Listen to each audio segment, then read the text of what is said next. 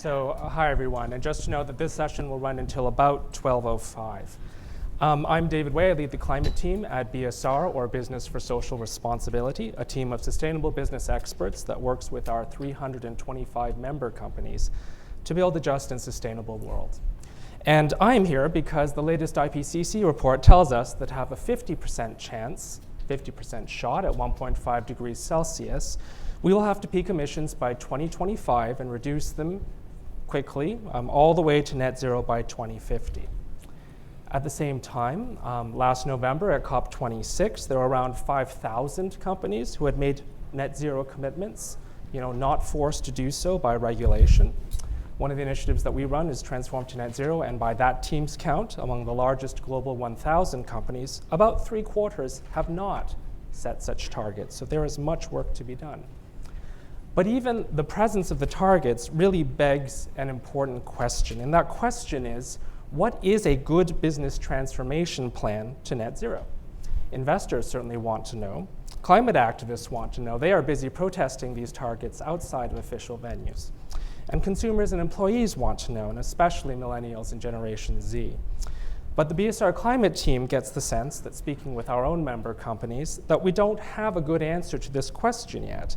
And that is why I am so pleased today to have Kristen, David, and Saskia with us. So thank you very much for providing your perspectives on this question. Let me begin then with Saskia on right to the difficult question. Saskia, what in your view are the hallmarks of a net zero transformation plan that will stand to scrutiny, by investors and by climate activists? Thank you. Not at all, my pleasure. Hard question. Thanks Reuters Events for hosting this panel. It's great to be here. So Saskia Feast with Climate Impact Partners. That's our new name. This is our first conference with this name.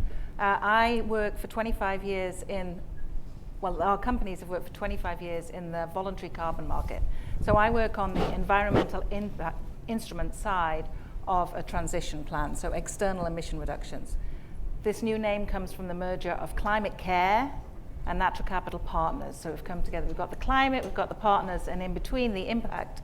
What we do is we help organizations who have a net zero goal finance the external reductions or removals in order to meet that goal. So to me, what's really important is that there are a number of things you need in the toolbox, and I think the starting session this morning with BCG and SAP talked about measuring and understanding where you are and then pulling together a reduction strategy. At the same time, we need to take action today. And the environmental markets are there to help corporates do that by building a portfolio of emission reductions that might complement what you're doing as a business. Because your business goal is not to spend money on external emission reductions. This is a transitory mechanism, and that's all it is. But in the process of delivering on that transitory mechanism, we can bring millions of people across the world who are going to be most impacted by climate change and have the least resources to be able to do that, access to renewable energy, access to efficient cook stoves, and transform their livelihood. So one part for me of a credible strategy is to see a corporate have that goals, have an emission reduction target, and we work with small to corporate Fortune 100 organizations, but everyone can drive the demand for renewable energy by covering all of their scope 2 emissions, either doing PPAs or energy attribute certificates globally. They can support the sustainable development goals, and they can get to zero today, to carbon neutrality today, with a compensation ton, which is like an efficiency or an avoidance or a reduction. And when you get to net zero, you need to balance all of your residual emissions with a sequestration, a ton drawn down from the atmosphere. So I think I'll start there with that perspective. Sure, and I have a quick follow-up for you, also not an easy question, I think one that many companies are tackling. So the net in net zero means, as you say, that when you get to the end, you've got to have removals that sequester carbon. And so companies that are sort of very foresightful will be looking far ahead to the fulfillment of those removals. Can I ask you, in your view, what you think a good removal ton is? What will be a credible ton to buy in that target year, far, far away, when we get there? After all the reductions are done, and companies have striven to take everything out of their value chain that they can. So what is good in the voluntary carbon market? There are currently 3 initiatives trying to define quality. There's the VCMII Integrity Initiative. There's the Integrity Council on the voluntary carbon market. There are other initiatives going on. So to me, what you really want to look for a removal ton or any other ton is a third-party registry, a third-party verifier, a methodology that you can understand how the carbon accounting works, with the third-party registry, you need to have unique serial numbers for every ton, so you can see that a credit is a credit until it's retired against a footprint, and then it's an offset.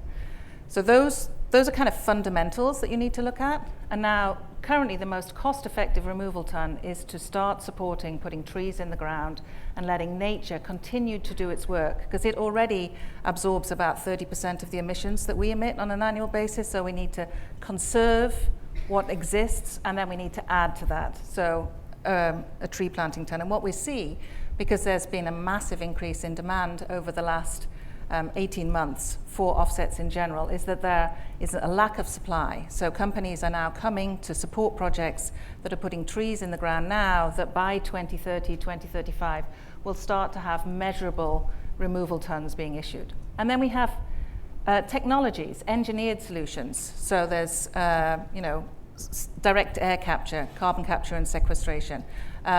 We talked about regenerative agriculture before. Some of the regenerative agricultural practices are actually removals. A lot of that is also avoidance. So that's my definition of quality. That's super. Thank you for letting me ask you some hard questions.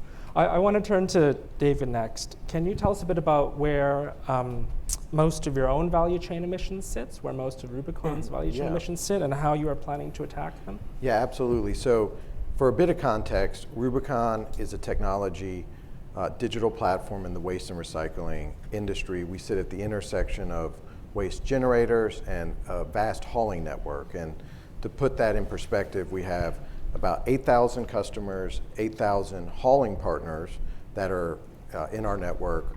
We service 8 million unique service locations, so this building would or could be an example of that, and we're in about 25 countries. And so really what we work to do as it relates to emissions is really help businesses tackle their Scope 3, Category 5 waste-related emissions, which I think many of us in here know are pretty stubborn. And so the way that we do that is, first and foremost, we look at data. If you look in this room here, there are dozens of different material types. That's e-waste, textiles, furniture, paper, et cetera. And they each have different weights and different carbon emission equivalencies. So helping businesses that have thousands of locations understand where they are today is actually pretty challenging as it relates to waste, unlike energy where there's one provider, one electron, and you can track it pretty easily. So once we do that, then we look at solutions. So we're trying to help businesses at scale that have multi-locations, thousands of locations, understand how they can start to divert that material from the landfill and ultimately avoid the landfill emissions, which are the third largest industrial emitter of methane. Waste is estimated by 2050 to have near 3 billion emissions associated with it. So it's not an often talked about aspect of net zero, but it's one that businesses need to start working on today because it's one that is hard to put a sensor in or solve for the person. So that's really what we're focused on as it relates to this element of net zero. And we joined the Climate Pledge in December of 2020 to help really put some emphasis on the waste aspect of emissions. Super, David. I want to ask you a bit about how you target impact. So you said you have 8,000 customers. Are there any particular ways that you work with them to try and reach hotspots in that value chain? Absolutely. So the way that we look at our customers is we put them in different bands. So where they are today on their respective journeys towards zero waste and net zero in the waste category. And so businesses that perhaps aren't as far along may need some of the basic solutions that could be single stream recycling or cardboard at scale. And so we'll focus on those solutions. Businesses that are further along need more of the advanced, more challenging circular solutions that go beyond recycling. So that could be advanced plastics or textiles or reducing waste at the source. So we take a very segmented approach to it, but I think at a high level, half of those emissions that I mentioned associated with waste are associated with organic or food waste.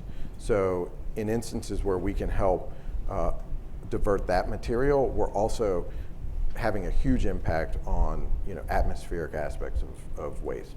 Okay.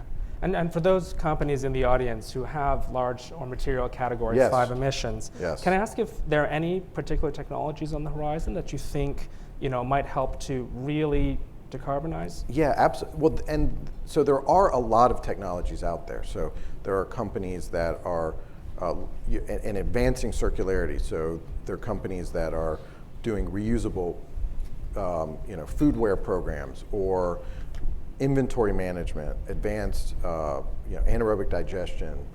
And the challenge, though, is they aren't scaled yet. So the best, or I guess the way that you can be circular at scale is still through traditional recycling. If you're looking at anywhere in the U.S., you could find a recycling facility for the basic single stream or cardboard recycling. What we are looking to do at Rubicon, and what I think is necessary, is helping those technologies connect with businesses that are in need of them and helping them grow, so they'll scale from a region to a bigger region to the U.S. So the technologies are certainly out there. There needs to be, of course, more innovation and investment, but the biggest challenge is breaking down the silo between the technologies and the businesses and helping them cohabitate and grow together, so that eventually, hopefully in the not too distant future, there will be other solutions to some of the material challenges that isn't only recycling. Super. I want to turn to Kristen now. Kristen, I want to ask you about GM's commitment to be carbon neutral by 2040, and also you're having joined business ambition for 1.5 degrees Celsius, which requires a value chain goal aligned with 1.5 degrees Celsius. Can I ask how you're implementing that goal? Sure. So thanks for having me here today. So a little over a year ago, General Motors made some pretty bold and ambitious commitments. One was to be carbon neutral in our products and operations by 2040. Also to eliminate tailpipe emissions from our light-duty vehicles by 2035, and that's based on science-based targets that we've set and are approved and are aligned with those most ambitious goals. So, our vision of, addressing climate change, the biggest way that we can make an impact is really that transition to an all-electric future. So we are very committed on doing that. We really see it as having products across every segment, every price point, to be able to get everybody into an electric vehicle. If you look at our carbon footprint at General Motors, our biggest piece of that is the customer usage of our vehicles. It's about 75% of our carbon footprint. With that being said, with our scope and scale, our operations still have a big impact, and so we also have some pretty strong commitments there. In fact, we accelerated our goal for 100% renewable energy. We had originally set that goal back in 2016 for 2050. We've now twice accelerated that, and now we're committed to be 100% renewable energy by 2025 in the US and by 2035 globally. So really some big commitments that we've made, and for us it's not just about what we're doing, but how we're doing it. We really want to make sure that there's a strong focus on equitable climate action and making sure that that transition really brings everybody along with us. It's so important that we make sure in this transformation that nobody's left behind, and particularly those communities that are maybe more impacted by climate change are part of this transition and come along with us. Yeah, thanks so much. I want to ask you that there are some of your counterparts, other CSOs, are really worried about buying renewable energy, renewable electricity in some jurisdictions, either in the United States or globally. It's a problem you're going to face if you're going to eventually get to that particular, meet your goals. Can I ask how you're addressing challenges, either inside US jurisdictions or globally, in terms of sourcing future renewable electrons that you'll need? Sure.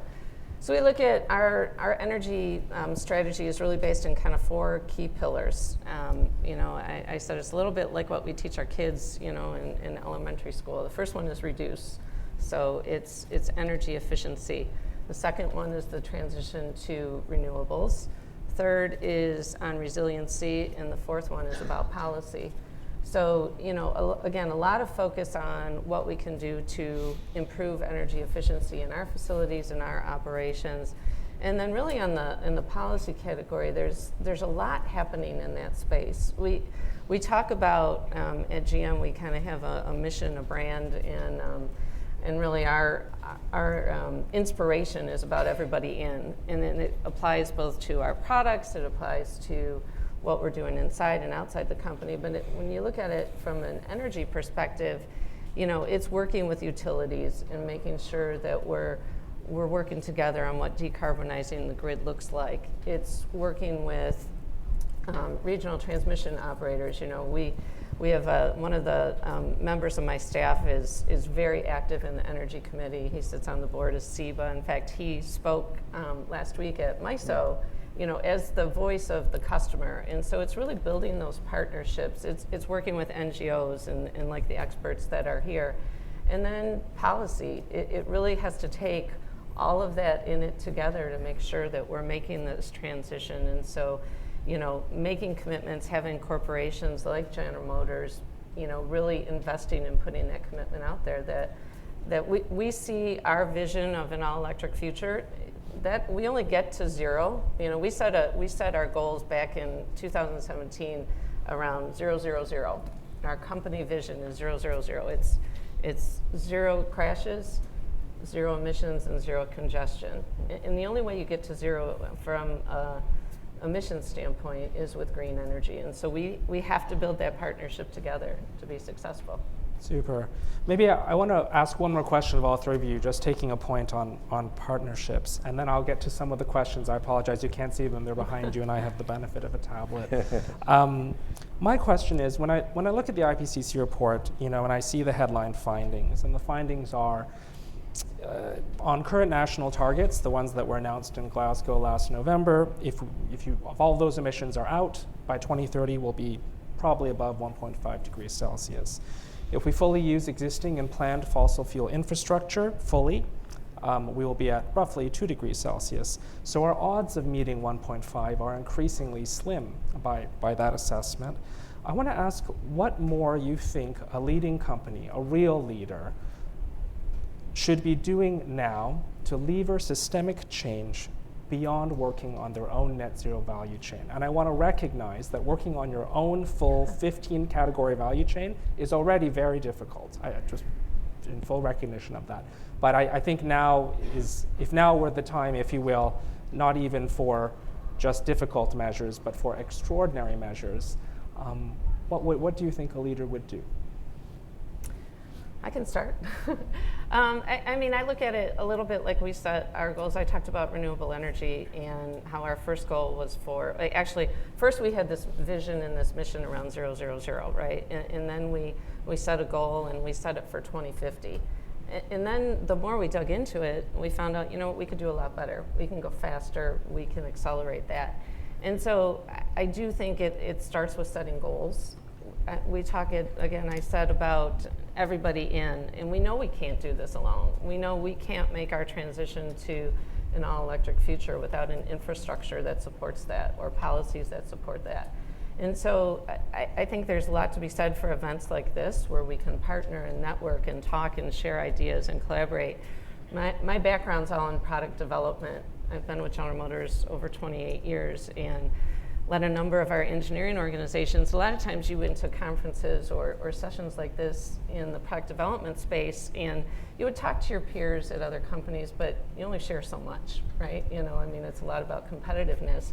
I think the unique thing for me in this field, and we're all trying to solve the same problem. Climate change is the problem we're all committed to, and so I think that collaboration and that working together is going to continue to make us successful and be able to accelerate the goals we have on our own and the goals that we can work on together. And those partnerships, I think, are the key to success. Cool. David or Saskia, do you want to go on? Yeah. Yeah. You can go So right ahead and I'll go absolutely, I think that there's making those commitments. Like a carbon neutral commitment is great, and carbon neutral can be achieved today with external instruments as well, and then you're actually driving change and transforming the economy around the world. And so joining those partnership groups like RE100, that's a commitment to be 100% powered by renewable energy. That gives that group then lobbying and convening power in some of the nations around the world where there isn't, in order to be able to measure how much renewable energy there is on the grid, you have to be able to track it first. So in Europe and North America and many nations, there's good infrastructure to do that. If you send a signal as a global corporation that you want to achieve that target, that tells the policymakers they have to be able to pull together that infrastructure. You can create an instrument then, an IREC that is able, and then you can maybe do compliance markets in those countries. So to me, putting money behind the claim, and if you do buy instruments or you support 100% renewable energy, that gets on your balance sheet. That can be translated to $1 per ton that you can then put into your product development team that might give them the okay to use a different, more expensive material that's a lower carbon material. So that's how we're going to drive that change. So I think that's really important, and that can be done immediately if you can. Then discussion with the CFO, of course. I know it's not that simple, but and then the other thing is to talk about it. Engage, communicate, tell people what you're doing, because there isn't one perfect solution. It's like there isn't one way to be a parent. Every company is different. Every family is going to do things in a different way. So you have to use all the tools that are in the toolbox in the way that makes sense for your key stakeholders, but take that action and then tell people about it. Because I think in that messaging there's power and resilience. We're requiring a lot from corporates. Governments are relying on them to fill the gap. At COP, it was all about building ambition. So we're looking for the financing of this transition to come from our business sector. So I think we should be more proud of the work that we're doing and accelerate it. David, any thoughts on it? Yeah, so Rubicon as a company is a technology company, so our scope 1 and 2 emissions are very, very small. And so the majority of what we do is focusing on helping collaborate with a variety of businesses. And so I think the collaboration partnership aspect is critical.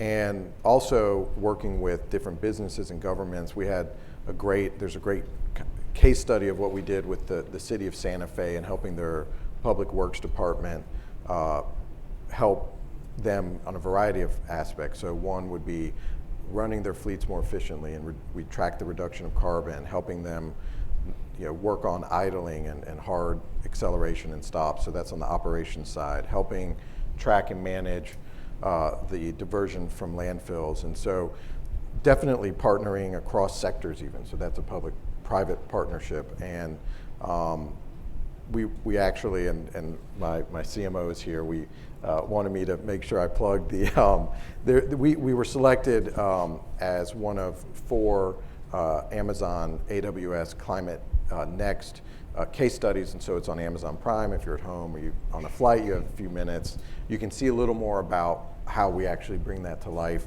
Certainly would probably do a more in-depth explanation than me, but kind of coming back to your initial question, David, it's really about partnering across sectors and really sharing solutions in as pre-competitive of a way as you can. Everyone needs to talk more.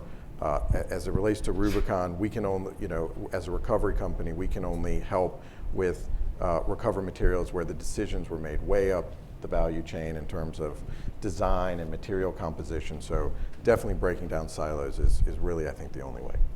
Thanks, David. And certainly it's really great to have CXOs involved Yeah. on the CSO.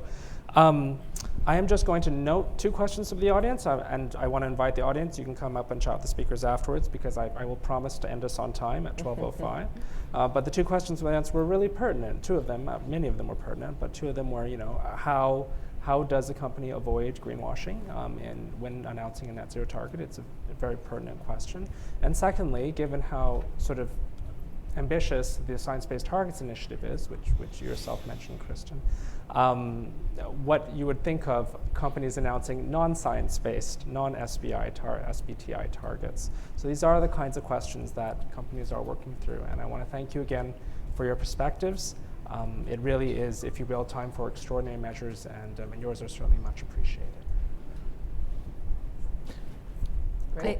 Are you asking us? Did you want? Did you want to? Do you want to answer that one? Or? Yeah, do we have to finish? Yeah, sure. I didn't know. Sorry, I'm a sure. stickler. I'm a stickler on time, and now I'm breaking my own rule. But yes, We'll do rapid fire. Then. Yeah. I'm rapid. Go ahead. Yes, rapid fire. Good choice. Okay. Go ahead. Well, we actually, and I didn't say it earlier, but we have submitted. We have submitted and are waiting approval for the SBTI. So that is certainly very important to demonstrate commitment and make sure it's consistent.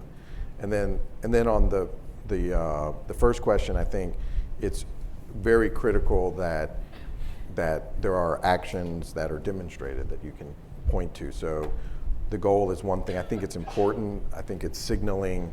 The signal that it sends to be net zero is certainly helping with some of the, you mentioned the technology question earlier, to create a need and a demand for some of these solutions, but then demonstrating tangibly successes, so case studies, impact, just making sure you report out on it. All right, rapid fire. So integrity, transparency, and honesty, I would say. At GM, one of our main cultural goals is winning with integrity. That's the foundation of everything we do. Transparency and honesty. I'm an engineer and I'm a mom. And so, as an engineer, things based in science-based targets, right? It's hard to argue. And integrity and honesty is what I tell my kids we have to always stand on. And so That's great. Those are simple. And I'm a chemist and a mom. All right. So a bit of science. So greenwashing, that often is leveled against offsets. Most of the companies that we work with have a reduction strategy and are doing that at the same time. And you'll see that CDP has shown that in their analysis. Companies that offset are also reducing. It is not one solution. So you have to do both together. So when we're looking at large emitters, there is a science-based target, there's a race to zero now, there's a CDP score. There are many different ways that you can evaluate a company's And thousands of others. Yeah. So does it have to be SBTI? I mean, you have to measure, you have to be transparent, you have to have a reduction strategy, and then right at this minimum, you can compensate too. Very good. Well, as a diplomat and a dad, let me apologize to the 3 of you for the false ending, and let me thank everyone for staying for a few more minutes. I'm a former diplomat. Let's give a round of applause, please.